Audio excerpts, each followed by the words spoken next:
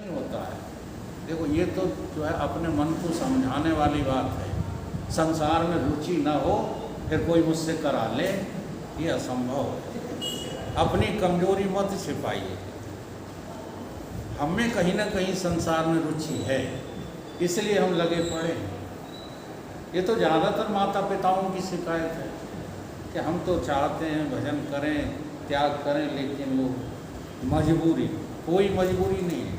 अच्छा बताओ, जब यमराज तुमको लेके चलेंगे हैं, तब ये मजबूर वाले काम करोगे?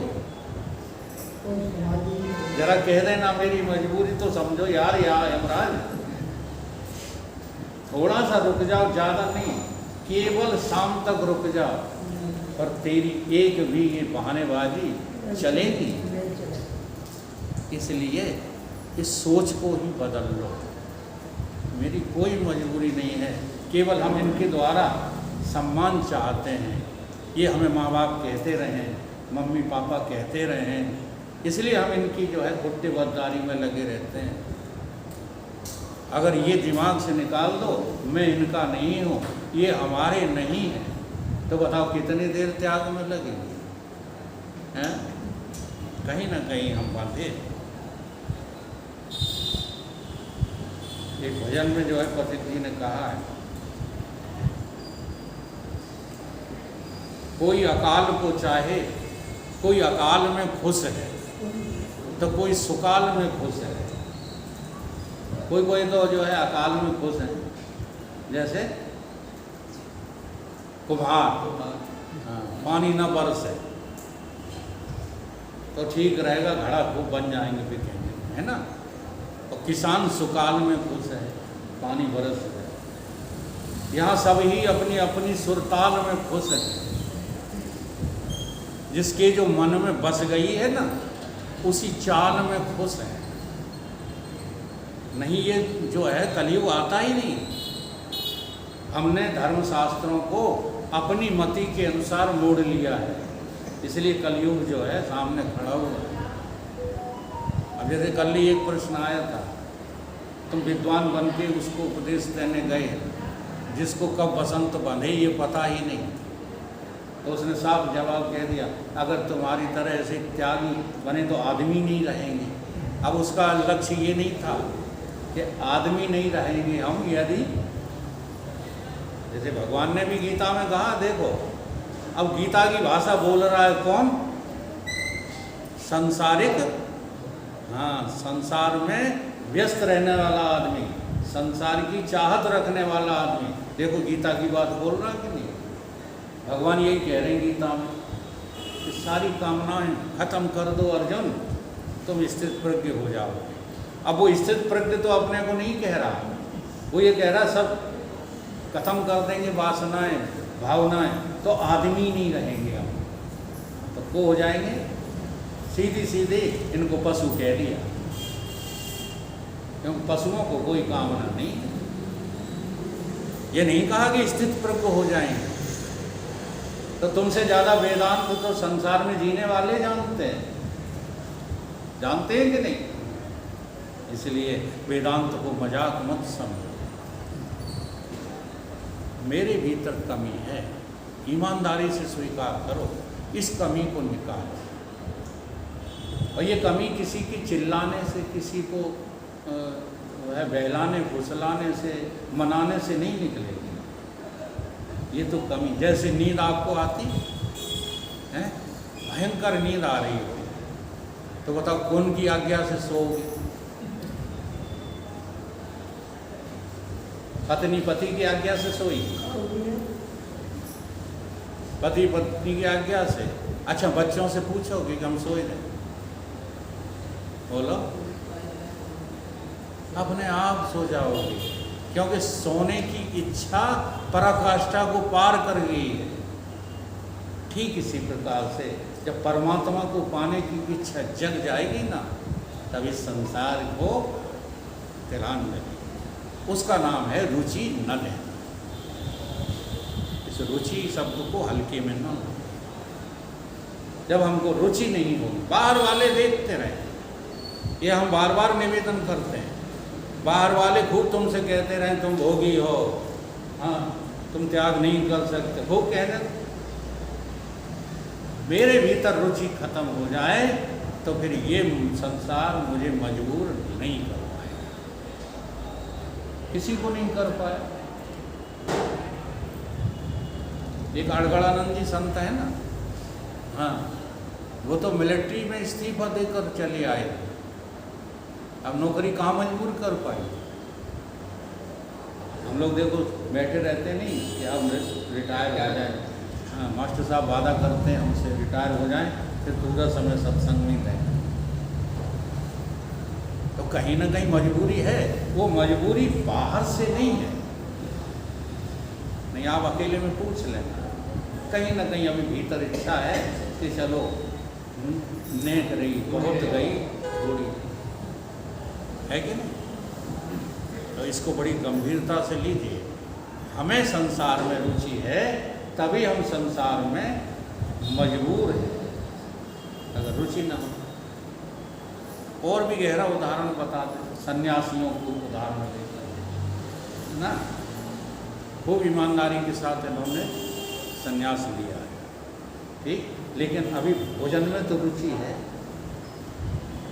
अब भोजन तुमको बना बनाया यहीं घर पे ही मिलेगा, और तो कोई तुम्हारा नौकर लगा नहीं है, ठीक है।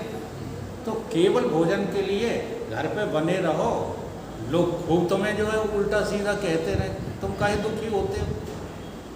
लेकिन भोजन के अलावा अगर और वासनाओं की पूर्ति के लिए लगे पड़े हो कि बाहर से कमा कमा के लाएं तो घर वालों को दें, तो तुम्हारा पतन हो जाएगा। संसार से अरुचि का मतलब रोटी खाना छोड़ना नहीं है, संसार से अरुचि का मतलब नहाना धोना कपड़े पहनना छोड़ना नहीं है।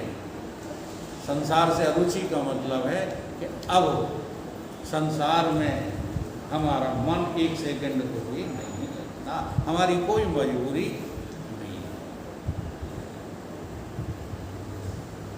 ये तो लोगों ने बना लिया है चुटकुला, मजबूरी का नाम महात्मा गांधी। महात्मा गांधी मजबूर नहीं थे, बल्कि राष्ट्र चिंतक थे। राष्ट्र की उन्हें चिंता नहीं होती केवल, तो हमारे ब्रह्म ज्ञानियों में उनका नाम लिखा जाता। तुम आलोचना चाहे जितनी करो।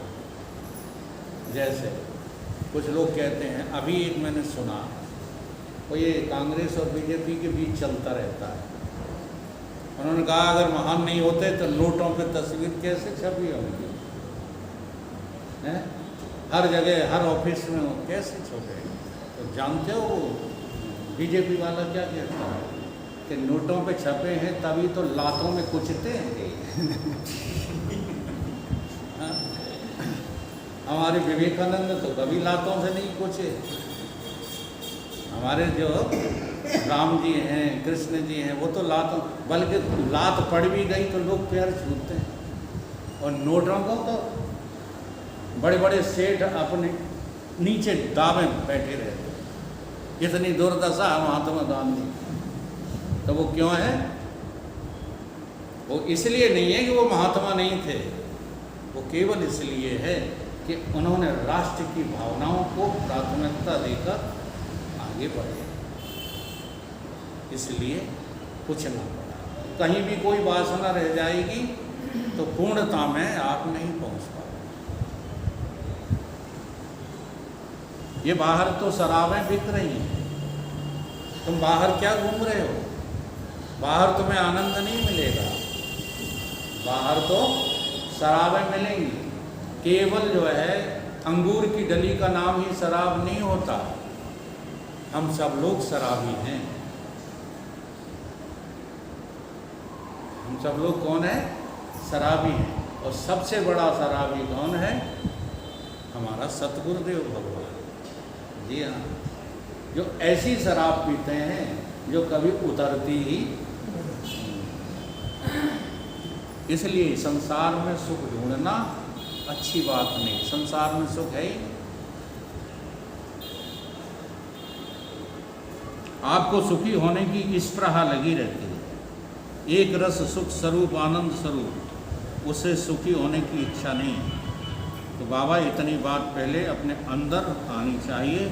आप अपनी वस्तुओं से जो बात पूरी करना चाहते हैं उनका आप जो है क्या कर दो, अपने बाह्य मान्यताओं का त्याग कर दो, तो आप सन्यासी हैं। इच्छाओं का सन्यास माने सचमुच सन्यास, जो तुम्हारे भीतर इच्छाएं पनप रही हैं उनका त्याग करो। संतम महानतम समुपेत देशकम।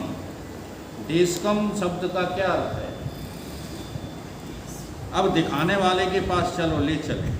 देशिक माने सांकेतिक, जो तुमको जो है दिखाते हैं, उपदेश देते हैं, शब्द इसी में से निकलते हैं। काय में से निकलते हैं? देशिका में से। देशिका में से सतगुरुदेव भगवान बड़े गहरे शब्दों को निकाल कर तुम्हें देते हैं। उसी का नाम देशिका है।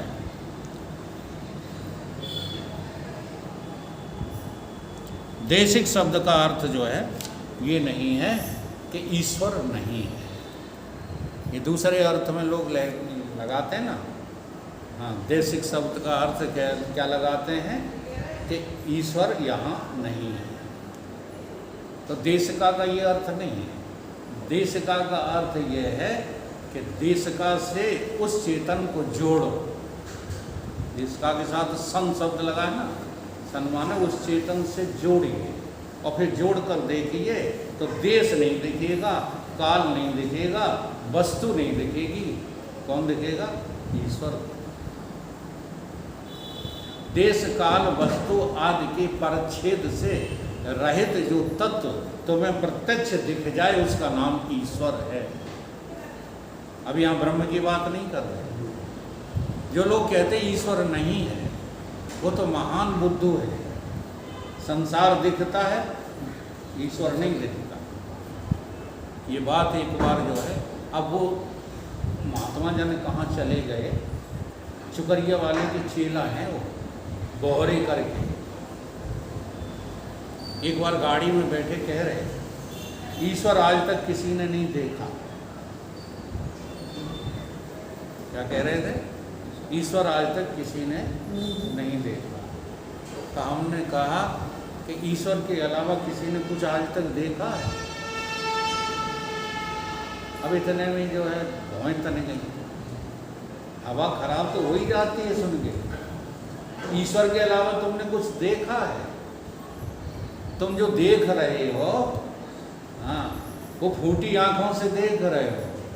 जरा आंखों में जो है सुरमा ज्ञान का डालो और फिर देखो, एवरीवेयर इज गॉड।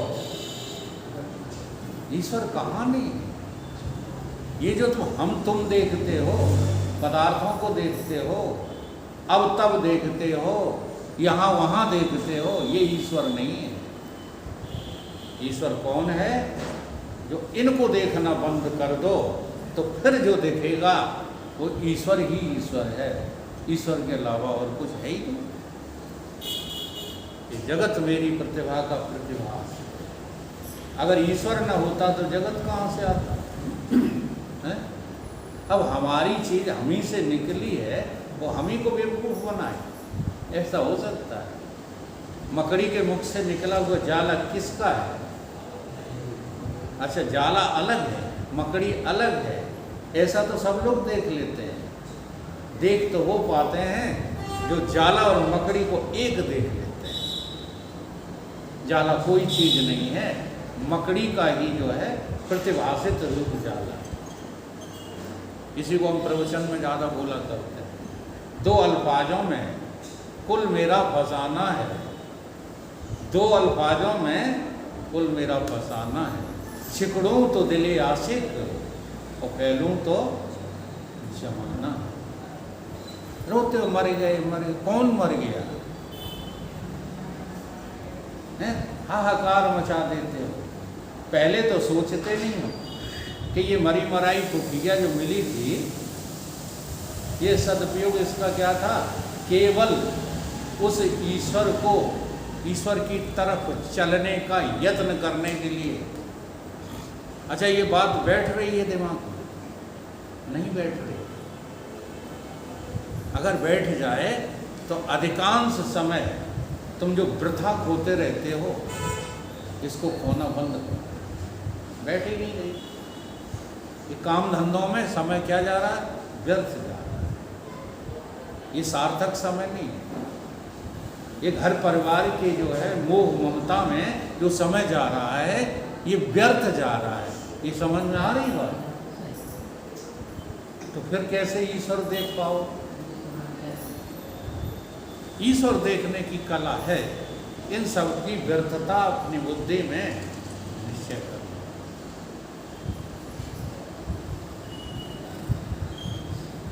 देशनी नाम अंगुली का भी होता है। देशनी अंगुली को उठा करके दिखाते हैं।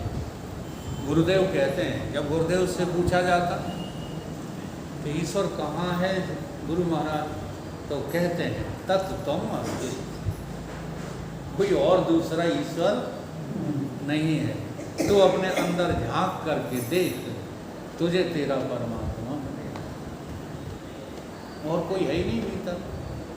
अब तुम हाड़ मास को मैं कहो, हैं, सुख दुख को मैं कहो, जन्मने मरने को मैं कहो, सर्दी गर्मी को मैं कहो, बुखार ताप को मैं कहो। मैं सच्ची बात बता रहा हूँ, इस पे आप विश्वास करके थोड़ा अमल करके देखो। आप दैहिक वासना के कारण ज़्यादा बीमार होते हैं। अमल करके देखो। केवल ये मत कहना है तो बहुत विपरीत बातें करते हैं। हम ये नहीं कह रहे हैं कि ये निर्विकारी हो जाएगा, ये नहीं कह रहा हूँ।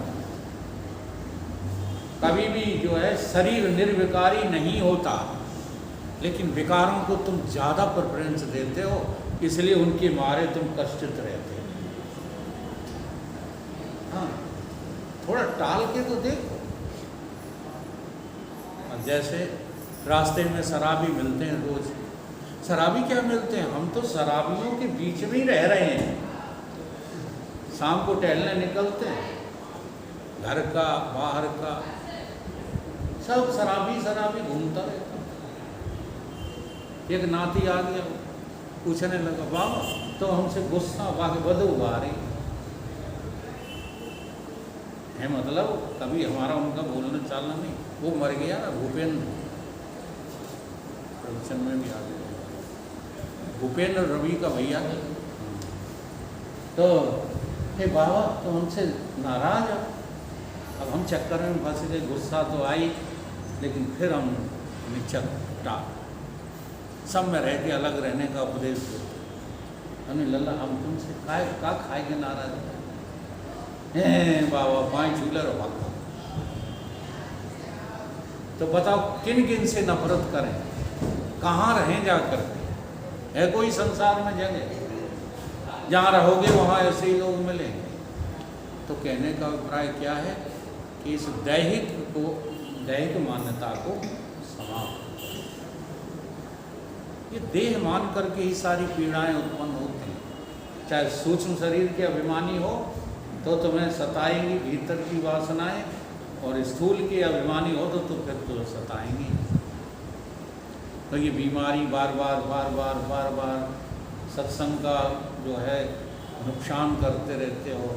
ये केवल तुम्हारी दैहिक वासना का फल है, मानो चाहे न मानो। दैहिक वासनाओं को समाप्त करो, मस्त रहना सीखो। छोटी मोटी ऐसे ही लटकाए रहा करो बीमारियाँ। सत्संग में आकर के सारी बीमारियों का विमोचन देखना शुरू करो। बीमारी के कारण सत्संग छोड़ देते हो, काम चलेगा? अच्छा, इसी बीमारी से यदि तुम्हारे शरीर का अंत हो तो अंत में किस चीज की जरूरत है? सत्य की जरूरत है कि बीमारी की जरूरत है? तो भैया सत्संग में आके सारी बीमारियां कट जाती हैं। ये भाव बनाओ। अगर ये भाव बन जाए ना तो अपने आप भागने लगते हैं। दवाई अपनी जगह है। जो बात दवा से बन न सके वो बात दुआ से होती है। जब कामिल मुर्शिद मिलते हैं तो बात खुदा से। हम सिर्री हो गए था। साहब तो यही है, लोग कहते आए दवा खुद खाता रहता है डायबिटीज की, और हमें सुनाता है कि दुआ से काम चलेगा। अरे दवा भी खाओ, दवा खाना मना नहीं, लेकिन जितनी प्राथमिकता तुमने देह को दे रखी है, इतनी प्राथमिकता देने की आवश्यकता अब कम से कम वेदांती होने के नाते तो समाप्त करो। तो आदिगुरु शंकराचार्य ने कहा कि इस तरह से जो है हम इशारा करके भी देश का अर्थ निकालते हैं। देश का इसको भी कहते हैं। ब्रह्म कहाँ है, ईश्वर कहाँ है? गुरु जी ने कहा तुम, इसका नाम देश का है। महानतम माने, अब एक शब्द आया महानतम, जो अपने को अमुक जात अमुक फिरकी राष्ट्रीयता में परिच्छिन्न नहीं करता, महद ब्रह्म से एक होकर के विशाल दृष्टिकोण में बैठ जाता है, और उसी का नाम क्या है? महानतम। चाहे जिसको महान मत कहने लगा, महान तो केवल जो है ब्रह्म सत्ता है, दूसरी नहीं। गुरु शिष्य बैठे थे एक गाड़ी में, गुरु दूसरी सीट पर बैठे थे, शिष्य दूसरी सीट पर बैठे। वहाँ लोगों ने उद्याय अभी साधुता से अपने बर्ताव कर रहे थे, तो सरकते गए, इतने सरके कि वो सीटें ही उनकी छिन गई। अब खड़े हैं तब भी वो छीटा कसी कर रहे हैं बैठने वाले। हाँ, साधुओं को ट्रेन में ज़्यादा छेड़ते हैं, तो बड़े दुखी हो गए। तो गुरुजी से पूछा जाके कि गुरुजी ऐसी ऐसी घटना हुई है, बताओ क्रोध करें कि नहीं करें? तो गुरुजी ने पूछा तुम बैठे कहाँ थे, तुम कहाँ बैठे थे? बोले हम तो सीट पे बैठे थे, बस यही गलत बोल। फिर उन्होंने उदाहरण दिया कि एक आदमी घूरे पे बैठा है, गांव के बाहर जो घूरे होते हैं ना, उस पर बैठा है। घूरे का मालिक आया, उसने डलिया उठाई घूरे की और उस पर फेंक दी। अब बताओ गलती किसकी है, घूरे पे बैठने वाले की या घूरा फेंकने वाले की? तो कहने लगे घूरे पे बैठने वाले। ऐसे ही मैं तुमसे पूछ रहा हूँ, तुम अपने भीतर बैठे कहाँ थे? हाँ, अगर अब बैठे हो ना अपनी आत्मा में, तो सीट से तो क्या, चाहे जहाँ से तुम हमें ट्रेन से बाहर फेंक दो। महात्मा गांधी को उठा करके ट्रेन से बाहर फेंक दिया था, झड़ाए के खड़े हो। योजना नहीं बनाई कि इस आदमी को कैसे षड्यंत्र करके खत्म किया जाए। इसको कहते हैं तुम्हारा बैठना। अगर तुम स्थूलता में बैठे रहोगे तो मान अपमान से बच नहीं सकते। अगर तुम सूक्ष्म बैठे रहोगे तो विकारों से बच नहीं सकते।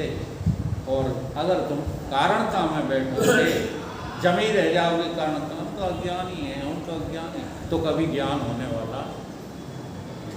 इसलिए आदिगुरु शंकराचार्य कह रहे हैं महान तो वो है जो दुनिया में बैठ नहीं छोड़ देता। कहाँ बैठता है? अपने स्वरूप में, जिसकी निर्विशेष दृष्टि हो जाती है।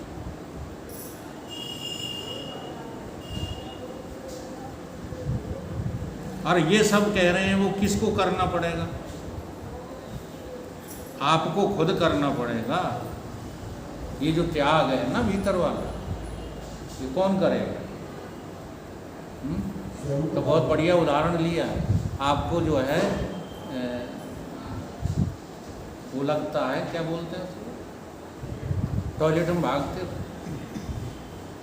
प्रेशर, बड़ा संभल के बोलना पड़ता, टाइप हो रहा है ना, प्रेशर लगता है, तो प्रेशर जो है निकालने के लिए किसका साथ लेना पड़ता? किसको साथ लेकर चलो? गुरु जी को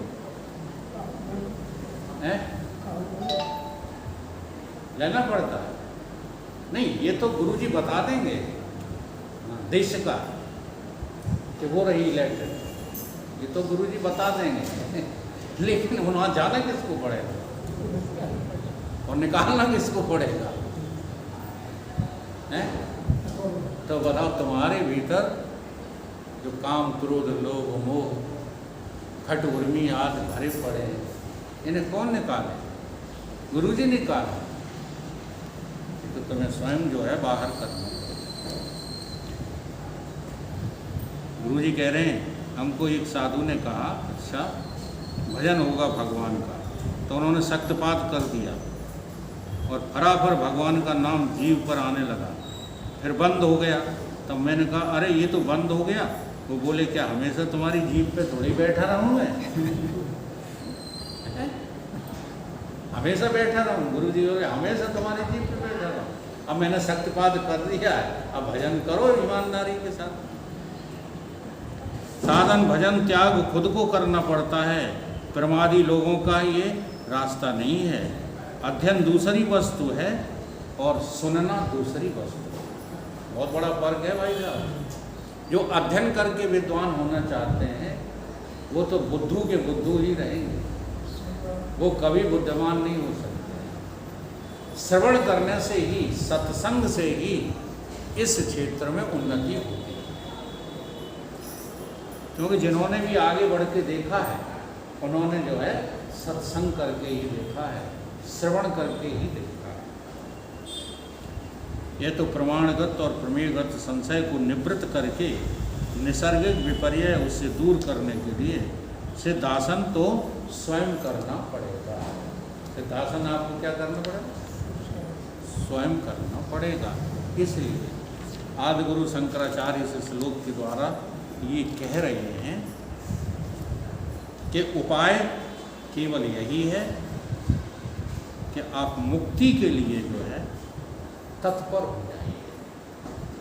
आप अपने मोक्ष के लिए अगर यत्नशील नहीं है तो दुनिया की कोई ताकत, कोई जो है कार्य आपको मोक्ष नहीं दिला सकता जब तक आप भीतर से इसका यत्न करना प्रारंभ नहीं करते। बोलिए सतगुरुदेव।